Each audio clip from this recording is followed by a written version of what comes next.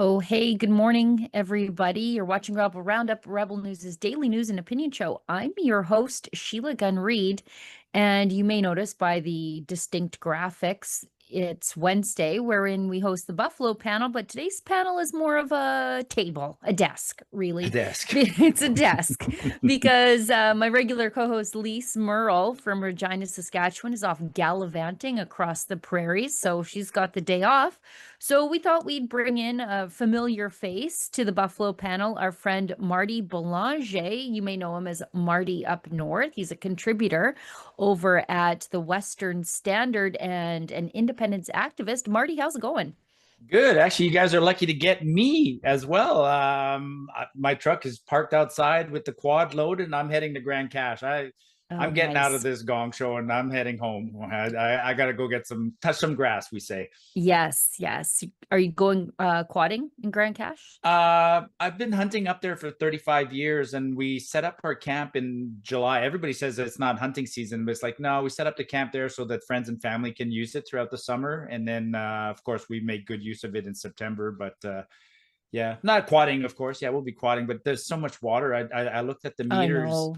and I don't think we're going to get very far on some of our trails. The rivers are just flowing right now. Right. Yeah, Imagine the muskeg. Just imagine it. There's so much muskeg out at Grand Cache. So I'm looking forward to it. yeah. Oh, you're gonna get muddy and stinky. Yeah. I'll tell everybody what we're doing around here and then we'll get into the show. I was doing a little research just before we came on air about one of the topics that we're going to talk about. And immediately I knew what the answer was as soon as I was like, oh, I wonder what the percentage is there. And I knew it was us. Anyway, if you're watching us on YouTube, that's a slight censorship platform where we can't necessarily speak our minds, but we are monetized over there. So if you're watching us on YouTube and you've got something to say to us, why don't you support our work and have your say by leaving a super chat? That's our paid chat over there. If it's over the $5 US cutoff, we'll read it on air. If it's under that, we'll do our very best to get to it, time permitting. If you are watching us over on Rumble, excellent free speech platform. Their paid chat over there is called a Rumble Rant, and the same rules apply. But also, if you miss the live version on YouTube, but you still want to support our work because you know we'll never take a penny from the government, you can leave a paid comment called a super thanks. And we're just so grateful that you do those things for us. It helps preserve our journalistic independence. Okay, let's get into the show. By the way, Marty, how long do we have you? Half an hour? 45 minutes. I'm 45? I'm actually heading out the door. Before I head north, I'm going to the Western Standards barbecue, afternoon Oh, barbecue. yes. Good. Good for Yeah. you. Yeah. I want to know how many hot dogs Derek Fildebrand eats. Please let me know. Uh, um, let's get into this piece by Laurentian elitist, uh, staunch Federalist, the best the Federalists have to offer us, Andrew Coyne. Oof. He writes, Canada is one of history's most successful countries. What do I have here? Canada is one of the history's most successful countries. Here's a look at who's trying to destroy it and how. I was expecting a picture of Mark Carney right there, but apparently it's people like you and me, Yep. according to Andrew Coyne. He says it's one of the world's oldest continuously existing democracies with a constitution whose principal features uh, an independent judiciary and an unelected Senate have been unchanged since 1967. It's the second largest landmass in the world, as though that's some sort of an achievement instead of just regular old democracy. Population of 42 million, top 20% of all countries. It ranks in the top decile for standard of living, for social development, for civil rights. Yeah, but that It, doesn't, oh God. it, I'll let you, it's you let her yeah, rip. yeah. I mean, it's a classic hit piece. It's actually about a month old. It's not recent, but it sort of resurfaced. And Andrew's typical of people who are nostalgic for Canada that we don't think exists anymore. I mean, Right. and that's all they have. They always do this. They go back to things from like from 40, 50 years ago, like, oh, we built the St. Lawrence Seaway and proud things like that. Yeah, we were a once great nation. Actually, whenever I see these pieces, I'm always reminded of one of our prime ministers, like Wilfrid Laurier at the turn of the last century said, the 20th century will belong to Canada, and he was wrong. Like, and we're wrong again. I mean, we are a nation of unfulfilled potential, and within that nation of unfulfilled potential is Alberta being completely, tied down. And yeah, thanks, Andrew. I mean, your piece doesn't help your cause, it helps mine, is what it does. Right. I mean, it's just rife with nostalgia, as you say, where he talks about, we have this exploding population. Well, that's causing problems. Totally. He talks about the judiciary. That's causing problems. He The talks, unelected Senate, like why he'd even mention the Senate, why even be proud of our right. Senate, it's beyond me. But let's face it, Andrew's just, he's a bit compromised. He's not entirely objective. But yeah. Yeah. Yeah. And he goes through his list of characters he finds objectionable, from Mitch Sylvester to Jeff Rath to even Danielle Smith herself. Yep. And apparently his objection is that we should turn our eyes away from the problems facing Canada and stop trying to insulate ourselves from them, because that makes us bad people. Yeah, and when we talk, I mean, it's been used a lot. Maybe it's overused, but we talk about Alberta within Confederation sort of as an abused relationship, like a bad spouse relationship, right? And when I read stories like that, all I keep thinking is like, whoever wrote that, you're the kind of person that if your neighbor's wife and husband, if your two neighbors are having a fight, your solution to them was, well, just tough it out, just Yeah. tough it out, like just tough it out. Yeah. Or, telling the guy who's abusing his wife, or telling the wife, yeah, but look at the big house you have. Yeah. Yeah. Yeah. Like it's insane. And they think this is effective argumentation. Like, Yeah, the they are. last Yeah, person we the want to other hear from. funny argument is like, we're not last. Like they almost go that far, right? Like I've Right. had people say that, like, you think it's bad here, go to China. I'm like, my God. Oh, okay. So I'm slightly better than China. Wow, Right. fantastic. Like, how about an aspiration to being really nice, right? Really top. Like how about, well, I love the comparison. Like this week, it's very timely, right? Everybody's applauding Norway. Norway, a country of 5 million, is making it to the quarterfinals of the World Cup. And everybody's like, look at Norway. They're all rowing in the same direction. I'm like, yeah. So suddenly everything they're doing is great. And when we try to do the same thing, Right. we get criticized. Yeah. Yeah. I Oh, hope well. they never stop sending out Andrew Coyne to talk to Albertans. I hope they never let up, because Well, that's another good point too, right? Do you think, and when's the last time you think Andrew Coyne came to visit Alberta to really get an objective view of what's going on? Like yeah. he's writing from Toronto. I mean, okay. Yes. Yeah, Yeah. thanks. Yeah. From the Laurentian Triangle. Yeah. Yeah. This next one is from you. Statistics Canada reports that more than half of Canadians are highly concerned about climate change. You say there's a strong correlation between that fear and watching the CBC. That most definitely is true. And I have a bit of a story that goes a few years back, where I know that's absolutely true. Women, university graduates, and urban residents are more likely to feel stress about climate change at least once a month. Men in rural residents are more likely to select none of the above. So by the way, so the only quote in there, so this is something I like to do, right? I like to go to Stats Canada. Me too.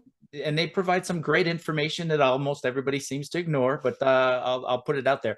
All the quotes, I made up the quote about the correlation with CBC. That's my joke. The other quotes are real. Yeah. And they asked the question, like, how do you feel about climate change? And then they categorize it. And for lack of a better word, guys who wear a T-shirt that says "I'm happy" and like me, who live in a rural part of the world, are more likely to not believe in climate change.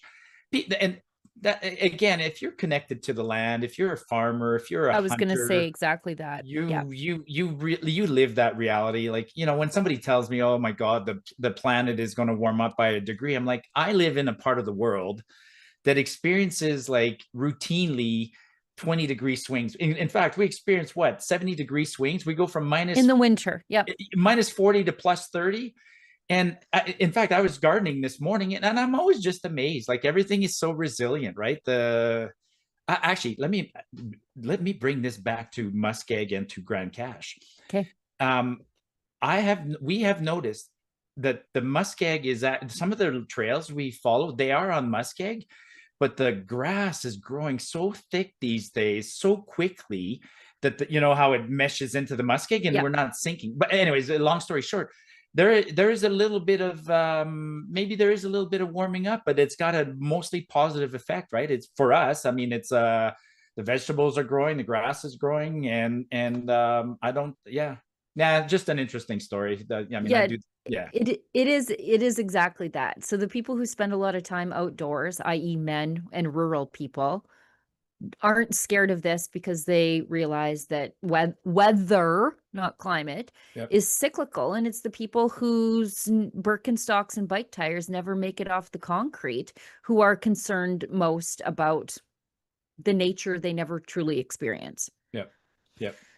Yeah. No, and we live the cycles, right? And in fact, people in the cities should be able to do live the same cycles, but I don't know why their memory is so short. Like, I mean, I'm not like, there's a fire one year. Sure. If there's fires one year, that so be it. You see smoke in the air. Right now, there's no smoke in the air, and everybody seems to be happy. And like, how come people in the cities can't live the same cycles? Here in Calgary, folks, you know, there's no smoke this year. So where's the outrage all of a sudden? They're scared of the rain, though. They're scared of the rain. Moving ahead, just on a quick story here. This is from Trend Poll Canada. This is so crazy because I just was instantly able to debunk it. Women in Alberta earn 64 cents for every dollar men make annually, the worst gender pay gap in Canada. The national average is 72 cents.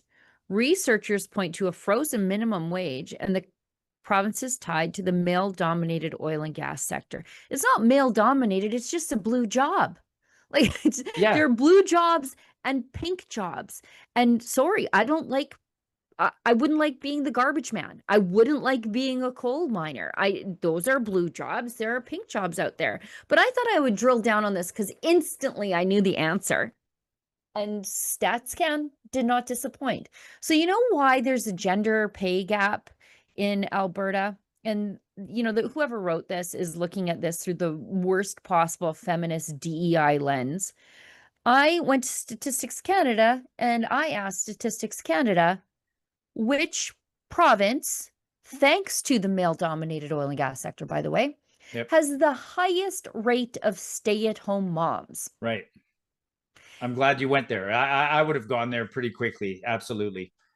I know that because that was my situation. And it's the situation of a lot of women around me is, of course, there's a gender pay gap when you factor in all the women who, thanks to their husbands' well-paying jobs in oil and gas, are opting out of the workforce to care for their own children. It actually, that kind of statistics manifests itself in a lot of ways in Alberta. I wish more people would. I mean, again, it's kind of a hit piece to try and to put us down, but yes, you're an example. I'm an example. My wife was able to stay home, and we raised 4 kids because I had a pretty good job in the oil patch. And it came with some consequences, right? I had some years where I spent 200 days away from home. Like, everybody talks about the camps. Same. They have no idea what living in a camp means. It means you're missing birthdays and stuff like that. Look, Marty, I'll tell you a story. My youngest daughter, I had to get picked up from the hospital by my mother-in-law because my husband had to get on a flight back to Norman Wells. And that's just what you do to pay the bills. It's just how it is. And you know, the one stat that more women can stay home, that's one thing. If they choose, by the way, we're not forcing them. And I think that's a nice natural choice, right? I'm a proponent of that. I mean, me too. The other thing is we are very productive. Like, that's Stats Canada shows that. We have the highest wages, but we also have the highest productivity. So an Albertan, every hour worked by an Albertan, male or female, produces $70 or somewhere around there towards the GDP. Like at the low end, it's PEI in provinces like that are like $30, $40. So we are, for lack of it, not for lack of a better word, we are more productive. It's just, yeah. And people hate that. I know. Yeah. Quick story. My wife used please. to get women were really mean to my wife. Like, I'd go to work sometimes, and I'd tell people, like, they'd learn that Karen had gotten up and made me breakfast, and then women would go like, "Your wife makes you breakfast?" And she's like, "Yeah, well, she makes me breakfast because she likes doing it and it's her contribution." But they would, like, when they would meet her at the Christmas parties and stuff like that, sometimes they go out of their way to try and make her feel bad. Like, I never understood that. Yeah. I think they're jealous. That's the root cause of it. Yes, I think it is. It's manifesting in a resentment and judgment, but I think they're just jealous that your wife was able to stay home and raise her children instead of give her crying children to some minimum wage worker for the day so she could make an extra $1,000 after expenses for the month. Like, it's just not worth it. I actually challenge a lot of people on this, that if you do the real math properly, a second working spouse in some instances is really not worth it. I mean, if you want to go, like, let me clarify something. My wife did go back to work right after the kids were born. She wanted to go back to work, and she worked in a store and retail, and she enjoyed it because she wanted to do it to get out of the house and to be with people. So that's cool. But I told her, like, you're not doing this for money, because if I factor in the fact that the miles on the second car, and if you had to pay for babysitters and extra lunches and your laundry and all that stuff, at the end of the day, that second job, I think it's marginal in a lot of cases.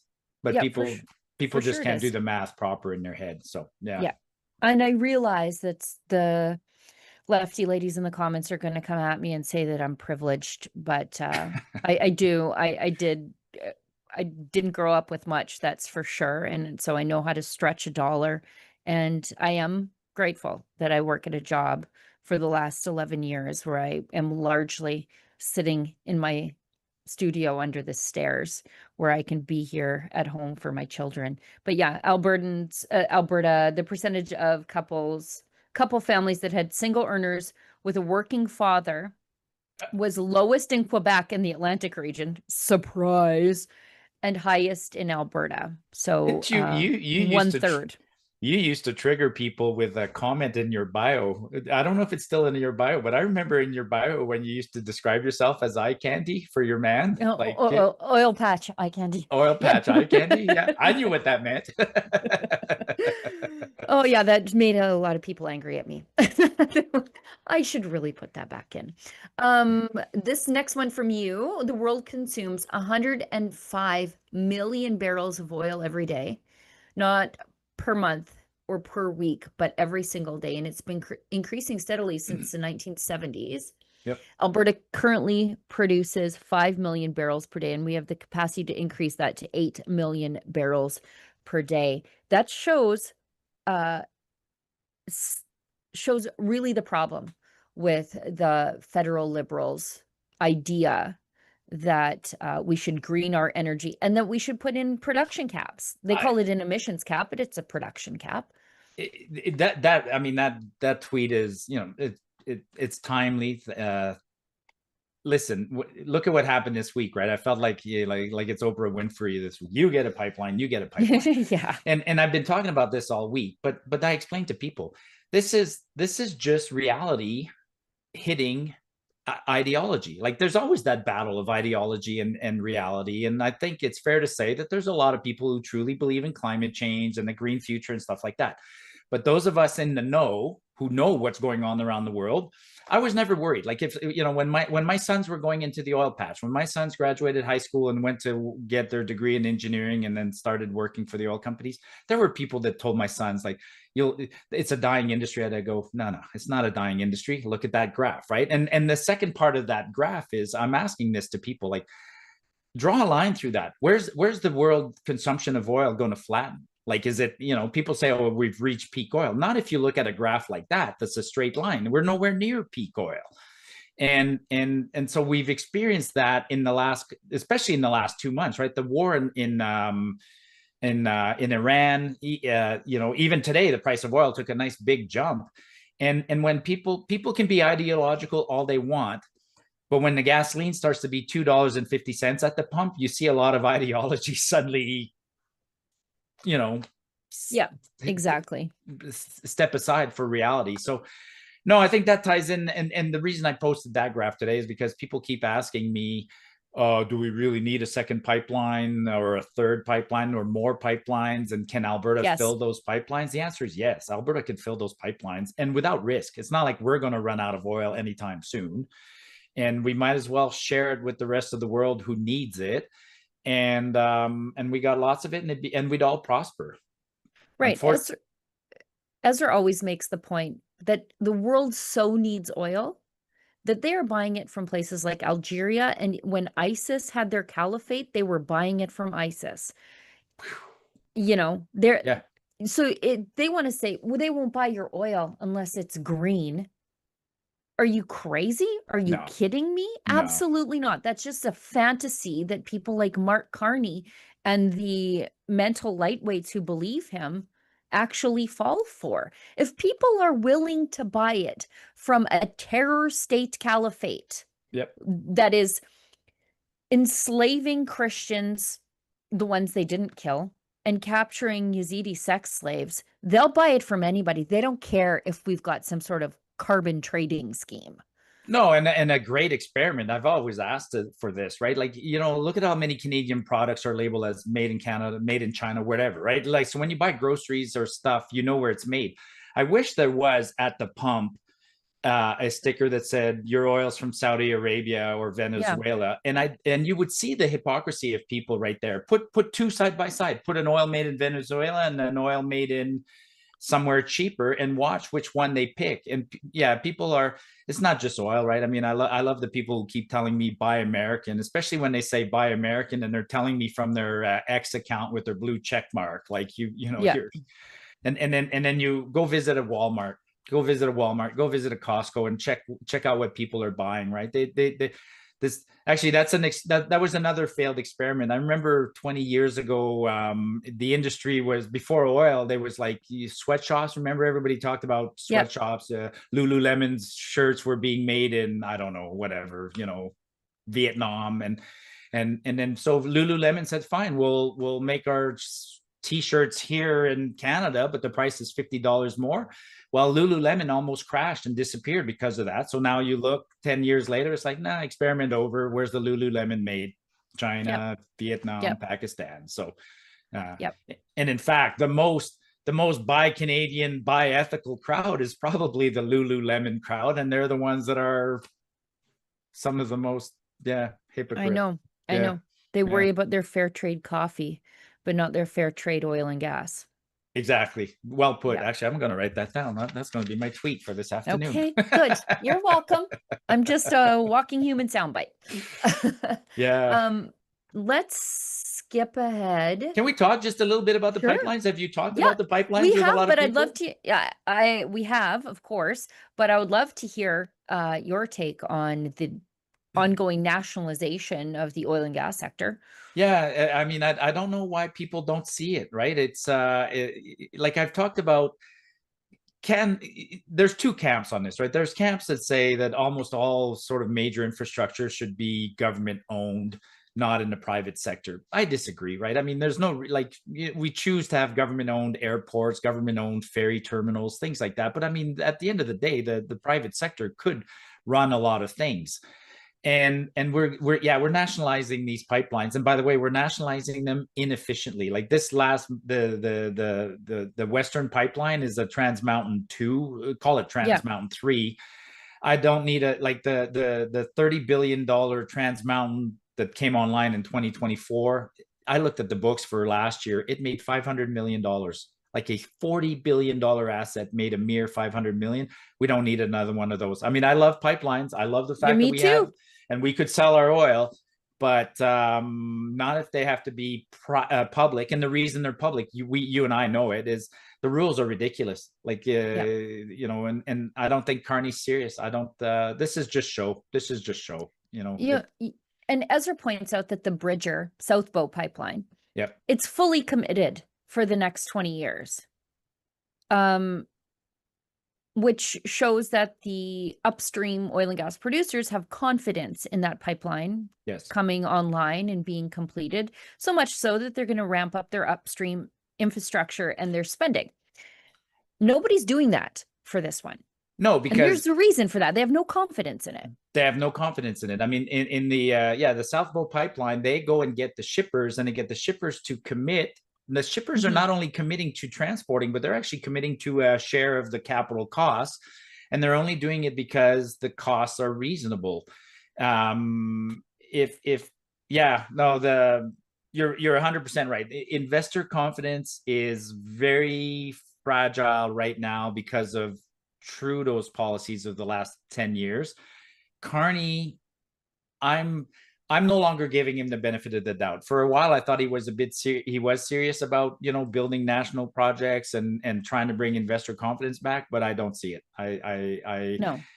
And in fact, actually, weirdly, all his recent deals are hurting other parts of the country more than they're hurting us. I mean, right now, I'd rather hey, just don't do anything in Alberta, Carney. Just literally stay away. Don't do anything. We'll be fine. Pretend we don't exist. Pretend we don't exist. I mean, keep bringing in electric vehicles. That's hurting Ontario. Keep doing deals with China on this and that. That's fine. But yeah, no, leave us alone. Leave us alone.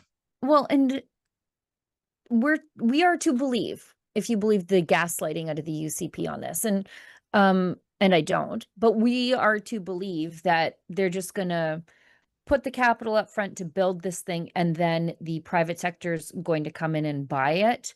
Didn't they say the same thing with Trans Mountain? Yeah.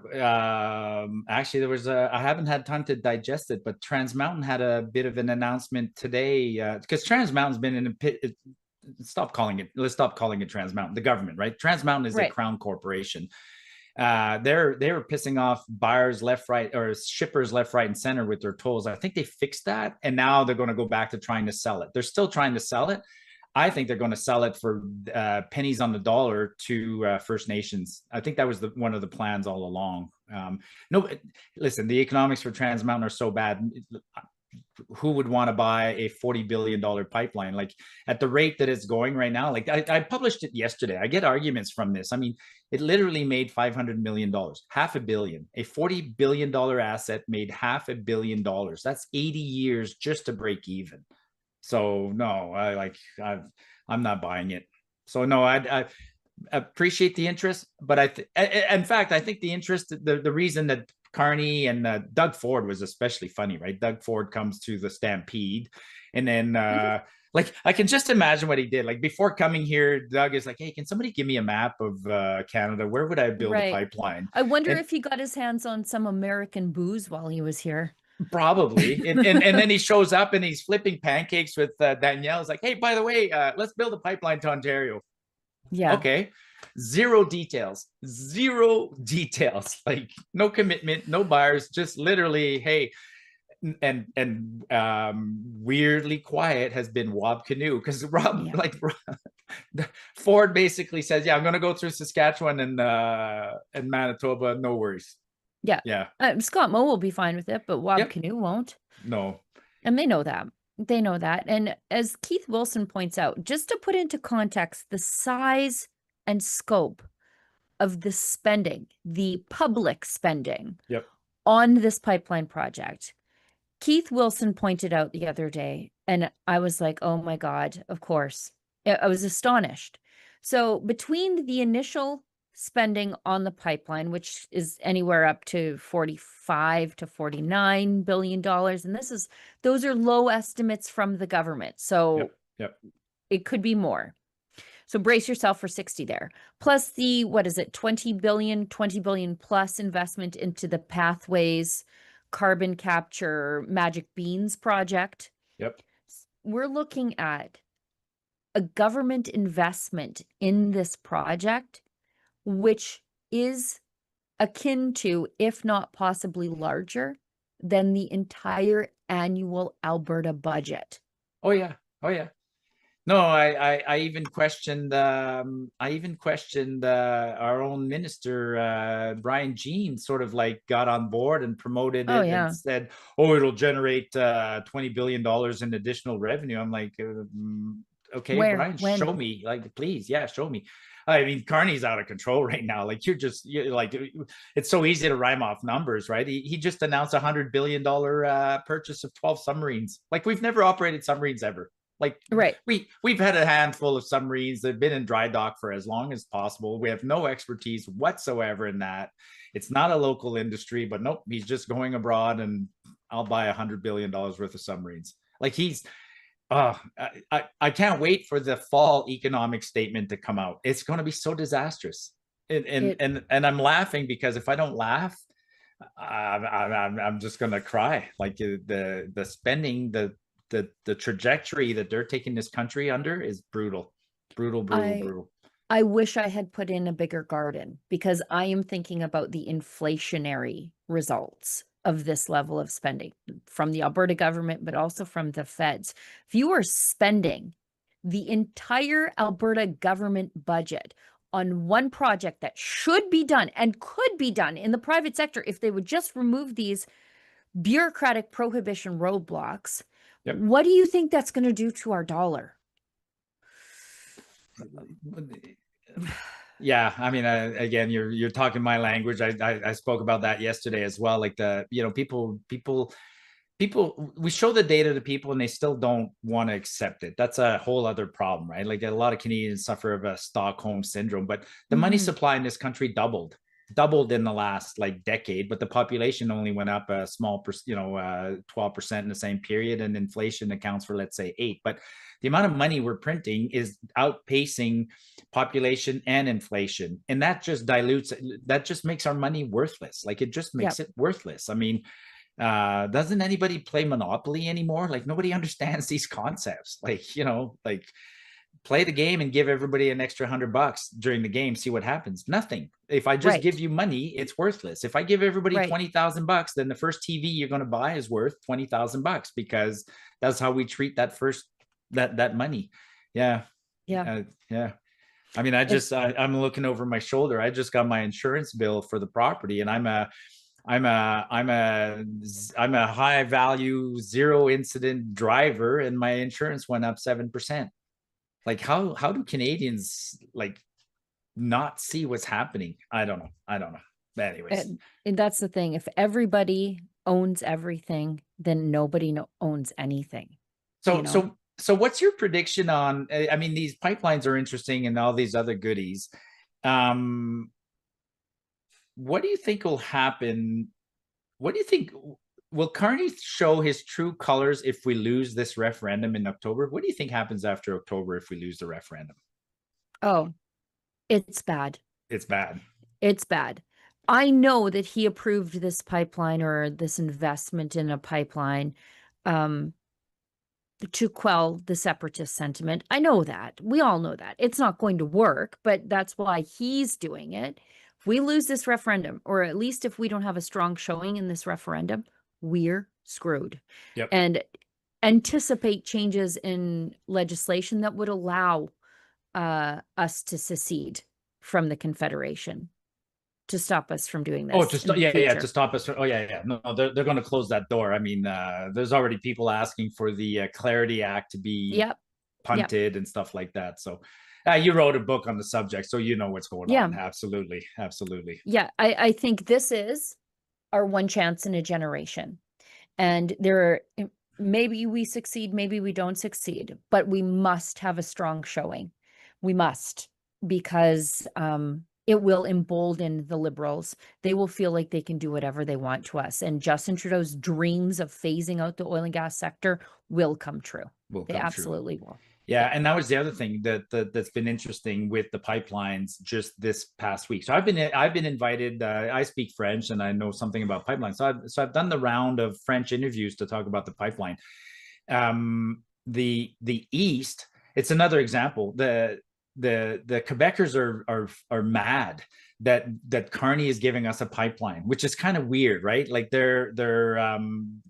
really truly believe that they're subsidizing our oil industry. I mean, the number one argument I get whenever I talk about equalization as one of our beefs, they always say, yeah, well, we get equalization, but in return, we're subsidizing your oil industry. I'm like, oh With boy. what?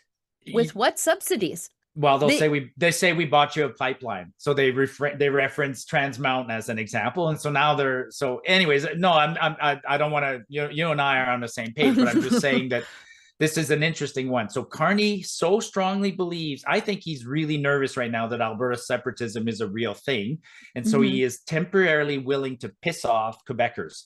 That's what I was pointing out. Like, yes, like Guilbeault quit the caucus, right? Stephen Guilbeault. And I think Carney's, he's taking a chance. He's ruffling feathers back east. He's giving us a bit of on paper concessions. And then if we lose the referendum, then he'll just go back to those guys and go, see, I did it. I was successful. I quashed it. And now let's go back to, then he'll go back to catering to his base. Absolutely. I believe so. I believe so. Yeah. And I love the arguments of these people who don't understand the difference between subsidies and tax credits. Like, or a crown corporation. I mean, it's neither. It's the government built a crown corporation that we didn't ask for. Like none of us asked for that.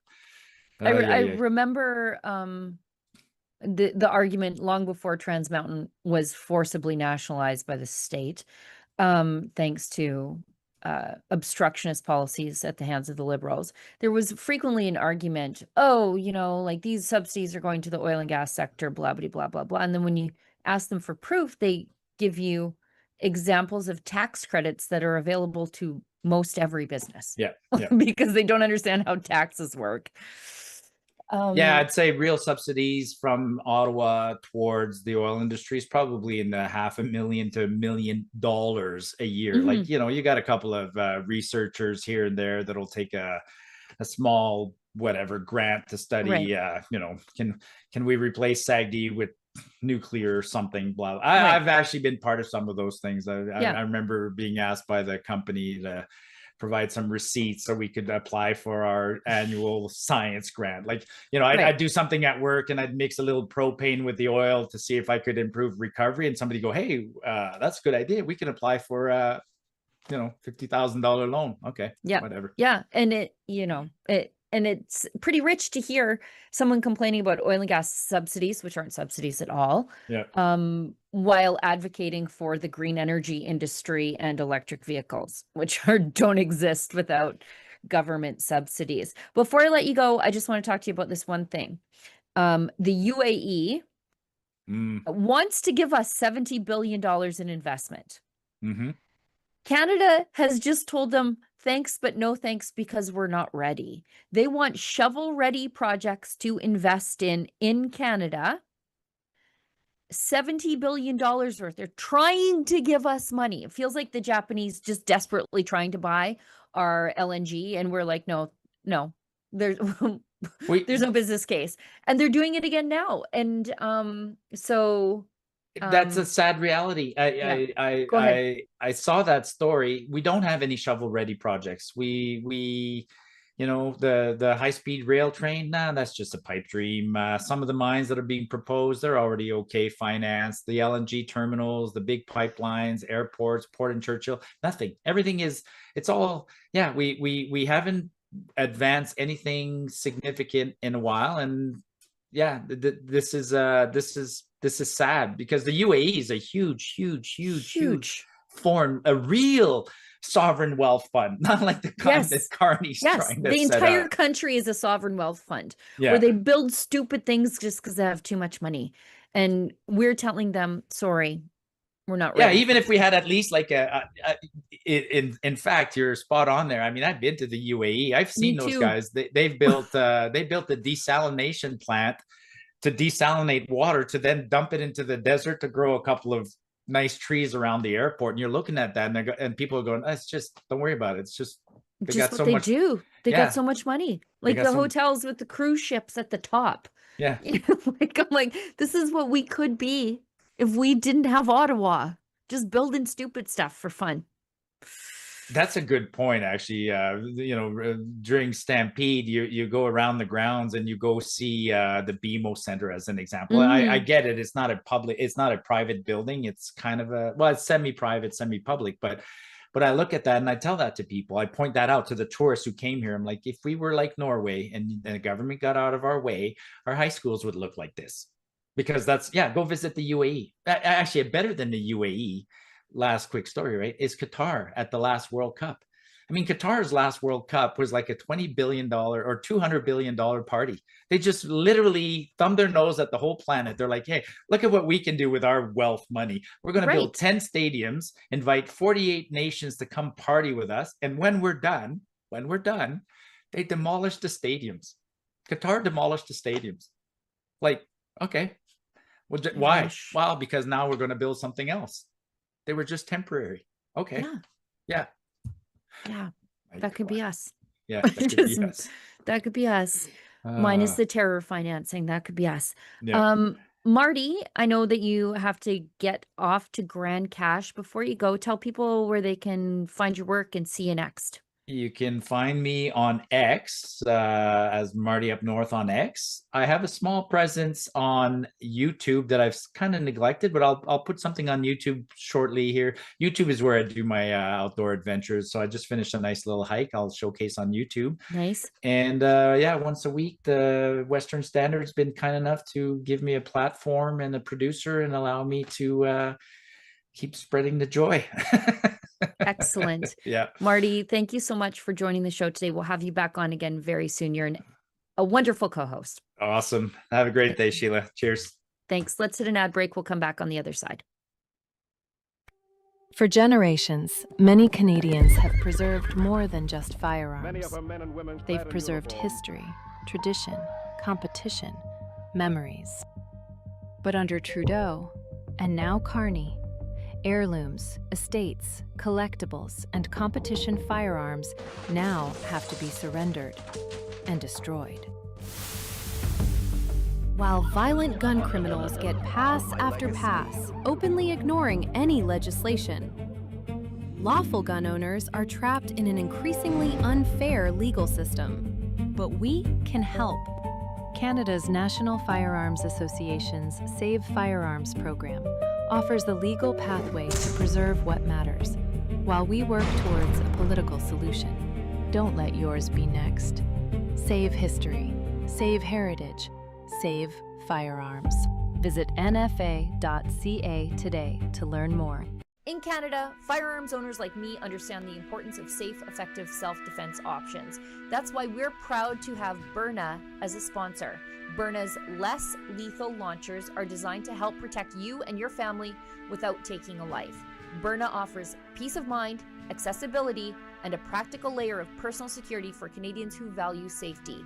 Learn more at byrna.ca/rebel. That's byrna.ca/rebel.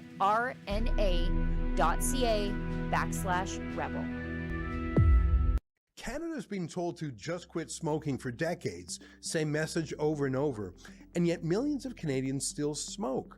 So let's ask a follow-up question. For those who don't quit, what about change? In 2026, Canada has options that didn't exist years ago. Smoke-free alternatives for adults who would otherwise continue smoking. That doesn't mean risk-free, it means informed choice. If you don't smoke, don't start. If you smoke, quit.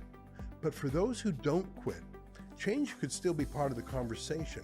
That's why Canadians should check out unsmoke.ca, an information resource focused on smoke-free alternatives and honest facts, not judgment. Put the lighter down, Canada. Learn what your options are. Canadians know the national anthem. They stand in silence to remember those who died for this country. But not every Canadian knows their rights and freedoms. The Freedom Passport will change that. It looks and feels like a Canadian passport, but contains the Canadian Charter of Rights and Freedoms in a portable, easy-to-read format. The Freedom Passport. Order one for yourself and for all the freedom lovers that you love at freedompassport.ca. All right, welcome back, guys. Marty's great. Marty's great. He was a great co-host. I miss Lise. I do, but he was a good stand-in for her. I want to talk about something that was happening yesterday just before I came on air, and then we were trying to digest it, or I was with all of you, because it was just me yesterday, live on air. The ethics committee yesterday, the conservatives on the committee, including, well, it's chaired by a conservative also, they were trying to get an investigation into Mark Carney's condo bailout, because it was pretty clear that the condo overlords in British Columbia had lobbied the Prime Minister's office directly for the bailout. And then it came to light that, of course, Brookfield is a partner with one of these condo companies with these unsold condos that are getting the bailout. And as we discussed yesterday, if you don't bail out these condos, it fixes the problem with condo prices. They have to sell them at a loss. The market corrects. Everything comes down to a more normal level. Still inflated, of course, thanks to out of control immigration, but not as high as they had been, because supply drives the prices. Oversupply drives the prices down. So a bailout doesn't fix housing prices. A bailout stops the housing prices from fixing. And if you're trying to buy a condo in BC, you're competing against your own money in the marketplace. Your tax dollars are keeping your condo out of reach for you. Isn't that despicable? And then there's, of course, the Brookfield side effect.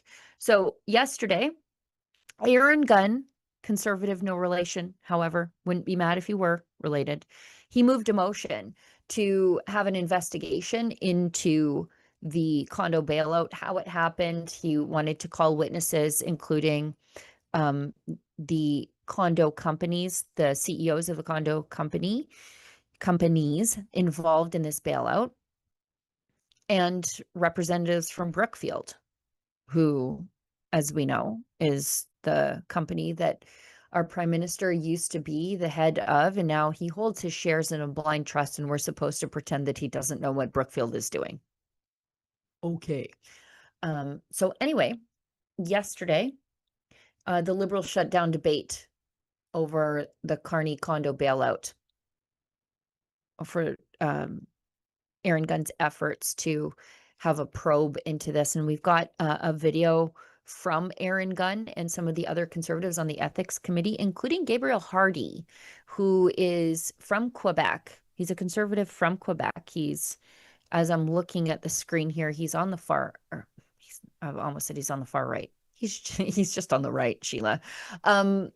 He's excellent at the ethics committee. He drove the ethics commissioner absolutely wild last time he was at committee. It was a real joy to watch. But anyway, this is from Aaron Gunn explaining exactly what happened at committee yesterday. And it's a cover-up, if there ever was one.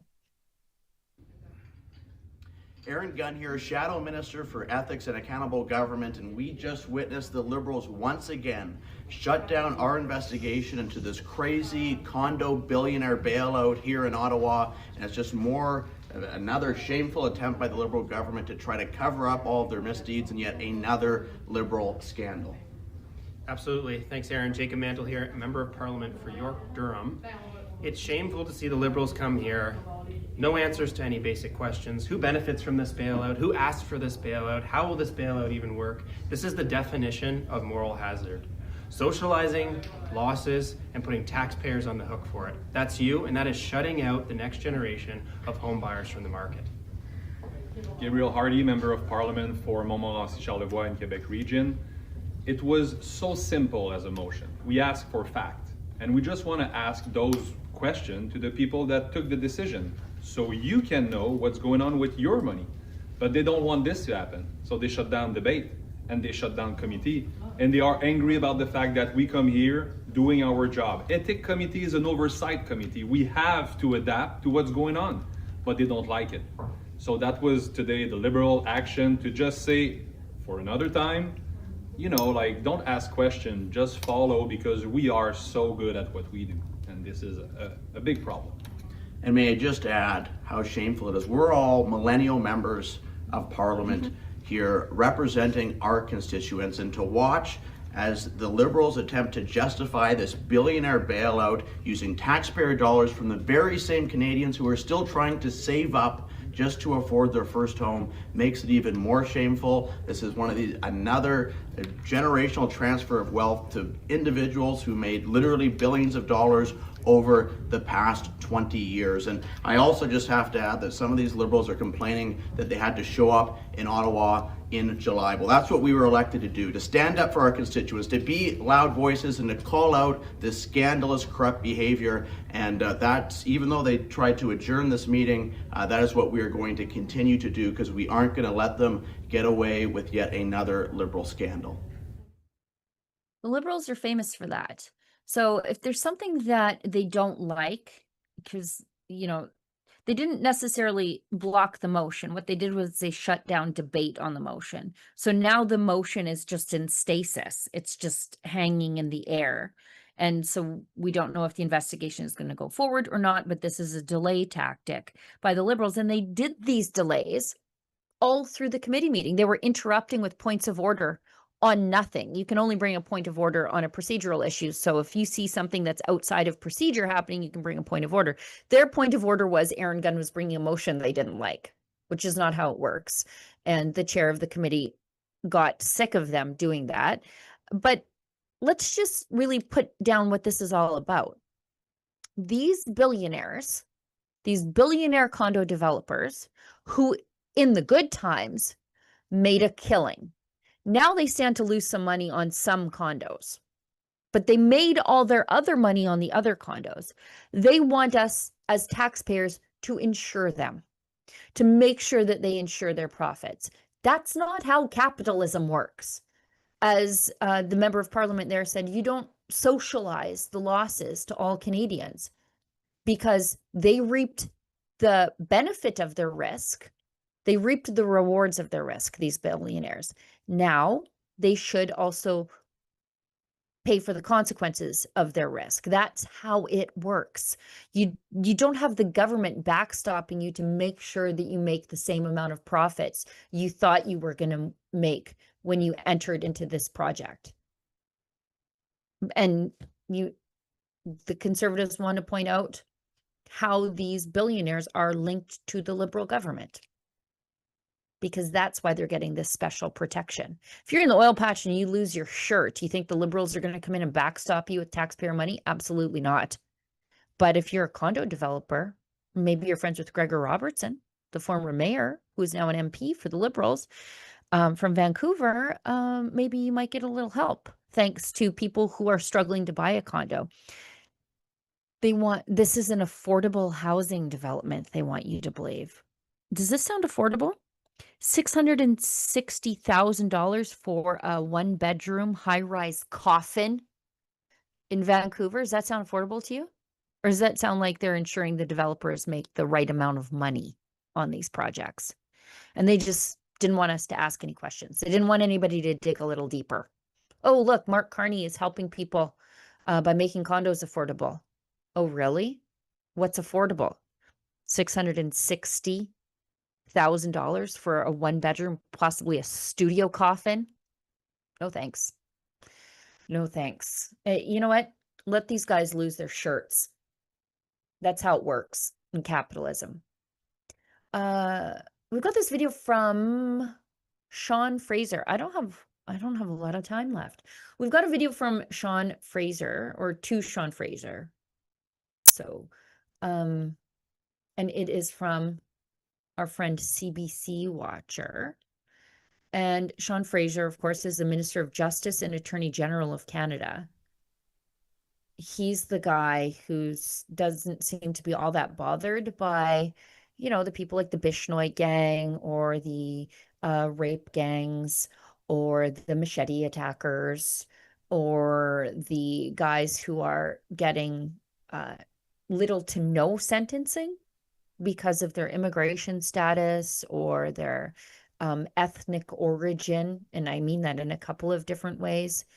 He doesn't seem all that bothered by it. And so he's asked by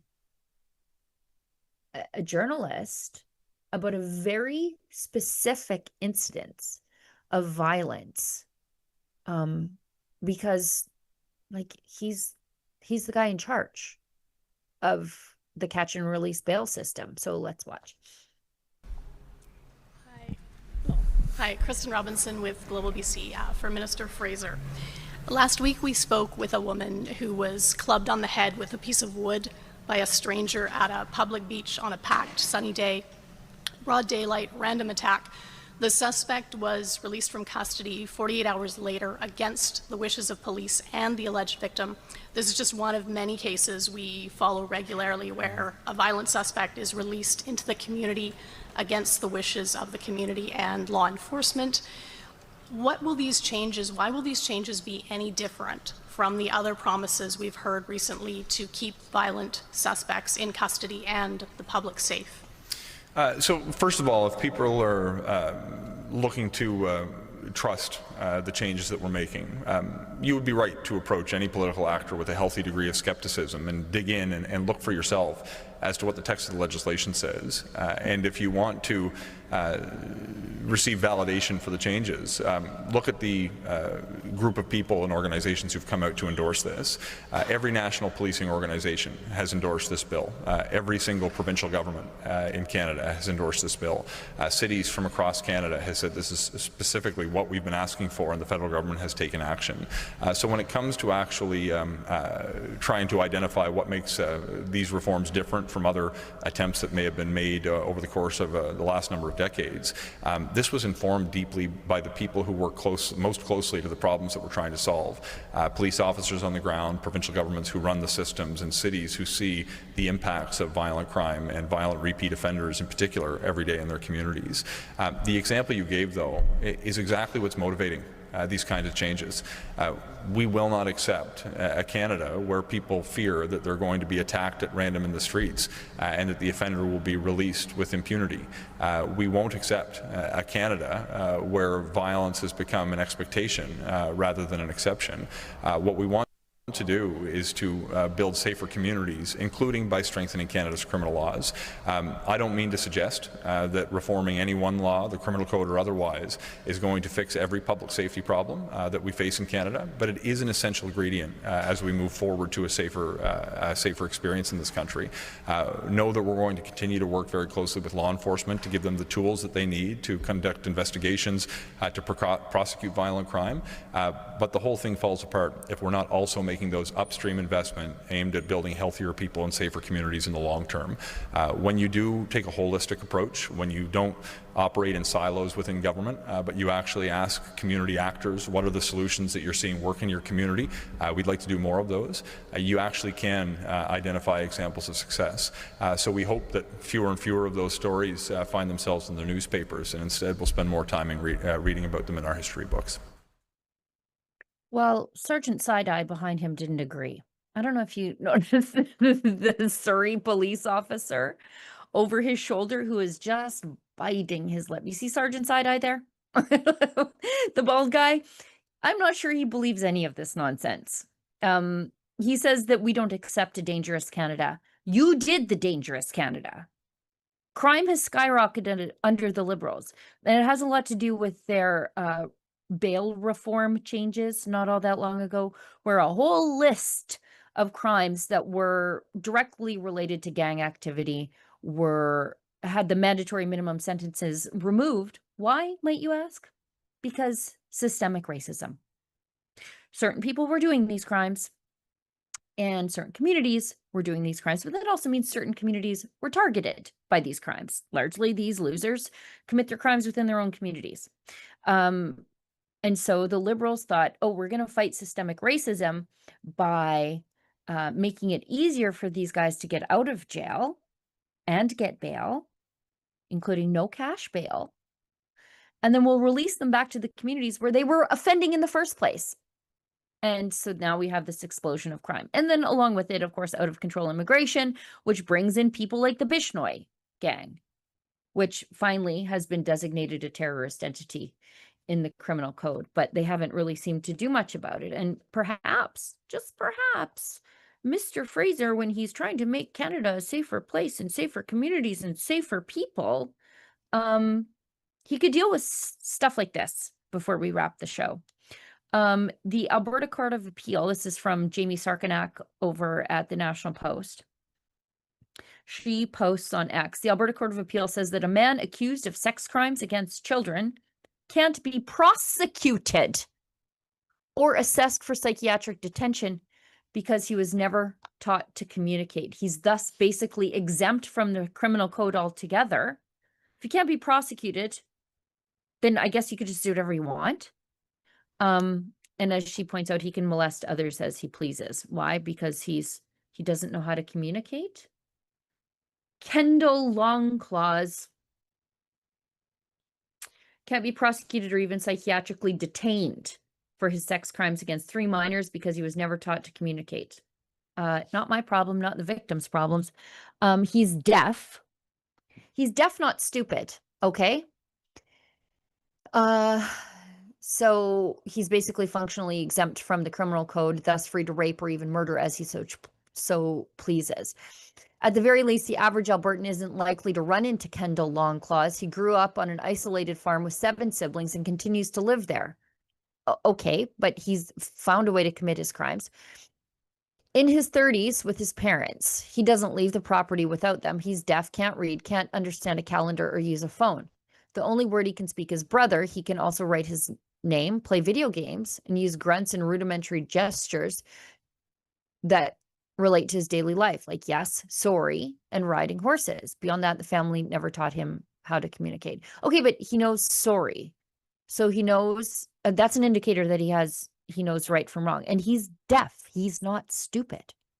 Can we go back to that article, please? Thank you. Brief attempts at school and tutoring when he was a child went nowhere. He knows what mom means, but lacks the ability to understand society's institutions, including courts and justice. I refuse to believe that. When Longclaws was charged with 8 sexual offenses against 3 complainants in 2021, he had no idea what was going on. The alleged acts of sexual interference and sexual assaults against the first 2 complainants occurred between 2012 and 2016, when the 3rd complainant was allegedly victimized in 2021. There exists little public information about them. Some, or perhaps all, were children. We can deduce that they have, at least at some point, close proximity to the Longclaws family. You know what? Round up this whole family. Because of the cloistered lifestyle of the alleged assailant. And we know for a fact that the courts have gravely failed them. I want to know more about that. I want to know everything about this family. First, and so far, the only attempt at trying Longclaws for sex crimes resulted in a failure in 2025. King's Bench Justice Deborah Youngworth prematurely stayed the charges before any trial could occur, asserting that there was no legal way to handle the matter in the court. There has to be. And if he is a danger to the public, which he is, lock him up.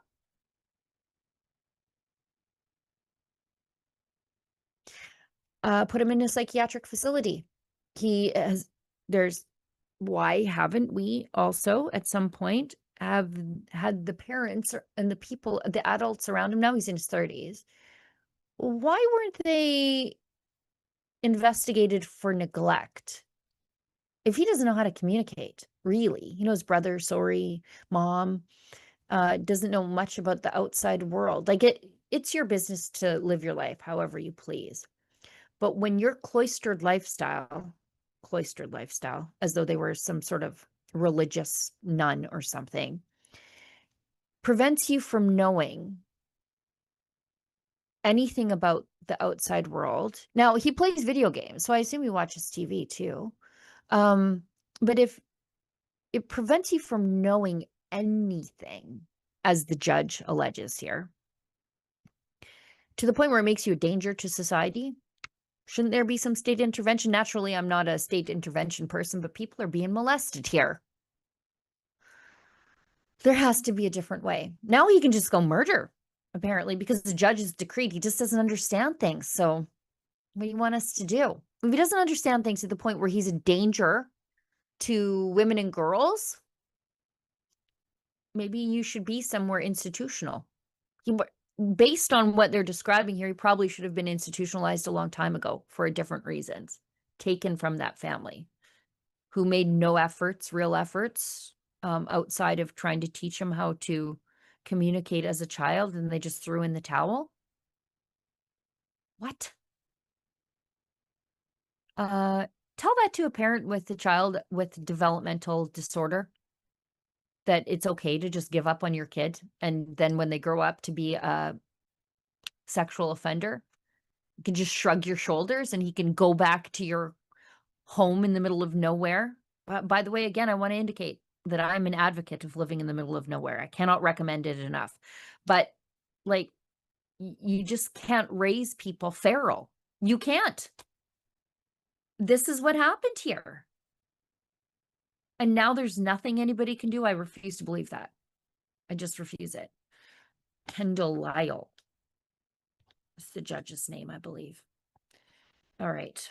Let me know what you guys think about that one in the comment section. Good God. You just give up on your kid, raise him feral, and then if he grows up to be a danger to society, well, you can just say, what do you want us to do? He doesn't know anything. A lot of people should be in jail in this story. Let me know in the comments. I think that's the show for today. Another altered version of the show hosted by me. Thanks so much for tuning in. We'll see everybody back here, same time, same place tomorrow. Special thanks to my co-host, Martin Belanger. I hope he enjoys his time in the woods. Thanks, Olivia and Efron, for putting the show together. And as we frequently say on the show here, if you find us offensive, maybe don't find us at all. Say, folks, I have an announcement to make. For years now, Rebel News has been taking supporters out to sea on our annual cruise. I am officially joining the News Cruise, November 28th to December 5th, 2026. Here's the big picture. This year, Rebel News is teaming up with our friends at Juno News for the very first time, making the News Cruise a true joint venture between two of Canada's most watched independent newsrooms. And the lineup sailing with me, you ask? Well, the big boss man Ezra Levant, he'll be there, of course, the man who has never once in his life been at a loss for words, which should make for excellent dinner conversation, or at least a very long conversation. Cian Bexley will be joining us too. Younger than me, of course, better hair than me, and knowingly good at his job. You'll want to sit across from Cian at dinner. And John Carpay, the brilliant constitutional lawyer from the Justice Center for Constitutional Freedoms, he will also be on board, which means if the captain tries to infringe on anyone's rights, we've got legal counsel on the Lido deck. We board Holland America Line's gorgeous MS Eurodam in Fort Lauderdale, Florida on Saturday, November 28th, and we don't come back until Saturday, December 5th, 7 full nights in the Eastern Caribbean. And there will be private receptions and candid, off-the-record conversations, the kind you will never see on any screen.